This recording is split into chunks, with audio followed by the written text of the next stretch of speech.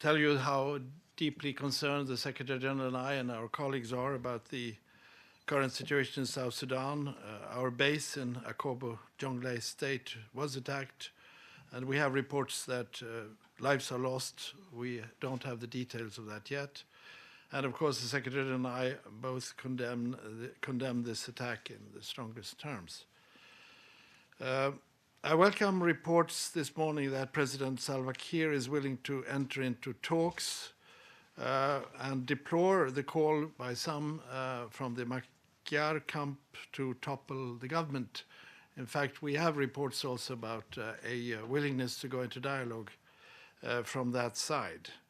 And the main point for me here to make is, of course, that this is a political crisis and urgently needs to be dealt with through political dialogue. Violence is spreading and could spread even further. And we need all South Sudanese leaders and political personalities now to immediately appeal to calm and call on their supporters to suspend hostilities. Political dialogue is the only way to prevent further escalation. We have received, as I said, reports of people killed and injured and are in the process of verifying. But I just want to recall that the UNMISS, the peacekeeping force mandate, includes the protection of civilians, of course. And we take that mandate very seriously, particularly in this situation when clearly civilians are in danger. And we will do our best to protect them in the compounds and bases where they are now housed. And we will try to also make sure that they have a provision of basic relief.